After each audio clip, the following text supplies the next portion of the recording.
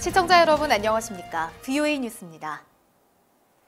북한의 도단위 외곽 지역 아동의 영양 상태가 평양보다 훨씬 심각한 것으로 나타났습니다. 북한을 다녀온 의료보건 전문가들은 북한의 심각한 의료 실태를 지적했습니다. 박승혁 기자의 보도입니다.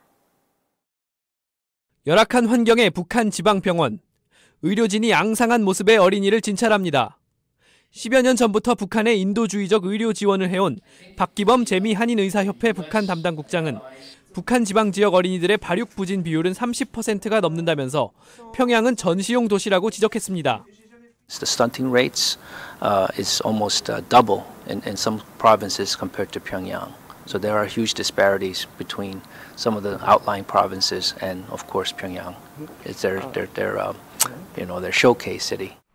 북한 당국은 평양의 잘 꾸며진 모습을 집중적으로 보여주지만 지방 주민들의 영양과 보건 상태는 심각하다며 이런 차이는 결국 어린이들에게 위험한 결과로 돌아온다고 보건 전문가들이 밝혔습니다.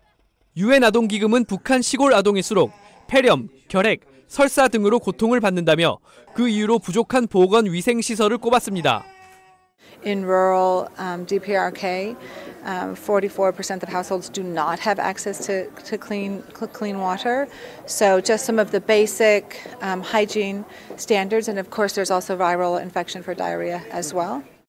최근 북한을 다녀온 의료진들은 북한에서 제일 좋은 평양의과대학에서도 주사바늘과 수술용 메스를 소독해서 재활용하는 등 기본 의료시설 부족이 심각하다고 전했습니다. 또 북한에서 10만여 명의 결핵 환자가 당장 필요한 치료약을 공급받지 못해 결핵 확산 등 피해가 우려된다고 밝혔습니다. VOA 뉴스 박승혁입니다. 북한은 핵무기 개발을 위해 주민들의 인권을 탄압하고 있다며 미국 대북 정책에 북한 인권 개선이 반드시 강화돼야 한다는 지적이 나왔습니다. 김칸희 기자입니다. 미국 워싱턴 헤리티지 재단이 연 북한 인권 문제 토론회에서 전문가들은 미국의 비핵화 정책과 북한의 인권 개선 정책은 반드시 함께 이뤄져야 한다고 지적했습니다. 북한의 핵과 탄도미사일 개발은 수많은 해외 노동자 등의 참혹한 인권 유린을 통해 이뤄지고 있다는 것입니다. Human rights violations and North Korea's pursuit of its weapons of mass destruction are two pillars that undergird the existing regime as it is. Human rights violations pay for the weapons program. 미국이 북한의 인권 탄압 문제를 집중적으로 제기하려면 2년 넘게 공석인 국무부 북한 인권 특사를 서둘러 임명해야 한다는 지적도 나왔습니다. It is very difficult for the current special envoy, for Steve Biegun, to cover those duties as well. He might be in a very difficult position. Plus, there are times when somebody really needs to deal with this issue full time.